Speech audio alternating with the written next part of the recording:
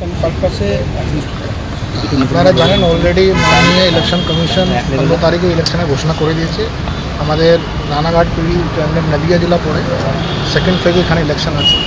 তো 15 তারিখ থেকেই তার আগে থেকেই আমাদের অনেক প্রস্তুতি ছিল। 15 তারিখ থেকে আমরা আরও স্পেসিফিক আরও একটু ওই স্ফূর্তি দিয়ে আমরা নেমে উঠেছি। তো আজকে আমি কল্যাণী থানা এসেছি। আমি আমার যে টিম আছে যেখানে আমাদের জোনাল অ্যাডিশনাল এসপি ডিএসপি আর আমার আইসি সহ অনেক অফিসে আমি বৈঠক করেছি।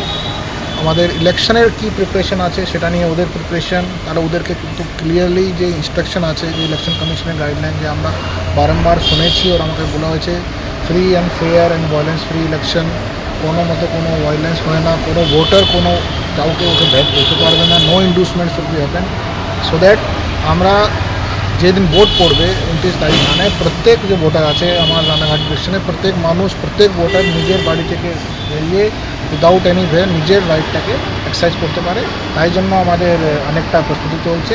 আপনারা জানেন আমাদের এখানে অনেক জায়গায় আমরা সিবিএম অলরেডি রেগুলারলি করছি।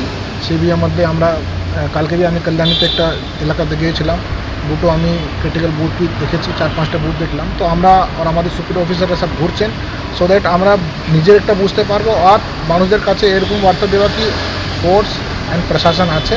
আপনাদের কোনো ভয় থাকলে আপনারা আমাদের কাছে জানাতে পারবেন। আমরা মাঝে মাঝে কথা বলি সিবিএম সাথে, খুব ভালো সুন্দরভাবে আমাদের সিবিএম চলছে সিএডিএফ সাথে।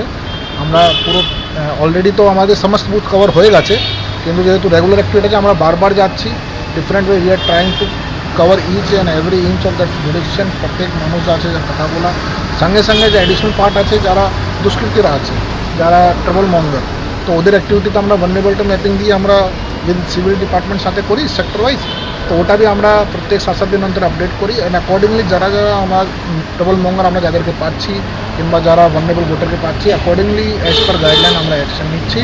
যারা ট্রাবল মঙ্গার আছে ওদের এগেনস্ট লিগাল অ্যাকশন নেওয়া হয়েছে, ওদেরকে भी ক্লিয়ার ইনস্ট্রাকশন और ওয়ার্নিং মতো দেওয়া হয়ে গেছে কি আপনারা কোনো সমস্যা করবেন না, আদারওয়াইজ আপনার এগেনস্ট আইনগত ব্যবস্থা নেওয়া হবে।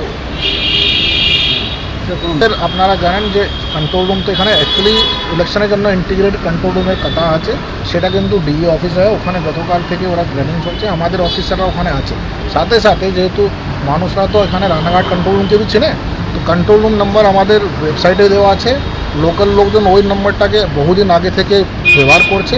ওখানে भी আমরা আমাদের কন্ট্রোল রুমকে প্রপারলি ব্রিফিং করেছি কি ইলেকশন টাইমে যে কোনো সময় কোনো ঘটনা ঘটে যেখানে আপনারা কোনো পাবলিক যদি আমাদেরকে ইনফরমেশন দেয় ওখানে ইমিডিয়েটলি আমাদের সুপিরিয়র অফিসের কাছে চলে এসছে, আমরা ওখানে আইনগত ব্যবস্থা নিচ্ছি। ওর সঙ্গে সঙ্গে আমাদের ইন্টিগ্রেটেড কন্ট্রোল রুম আছে ওখানে भी আমরা আপডেট করে দিচ্ছি।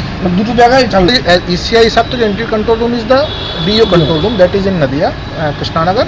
আমাদের police control room is also functioning in parallel, আর ওদের সঙ্গে খুব কোঅর্ডিনেশন আছে সো দ্যাট ইনফরমেশন আমরা যেখান থেকে পাবো আমরা অ্যাকশন এনশোর করছি অ্যাজ এ টিম। ঠিক আছে, থ্যাংক ইউ।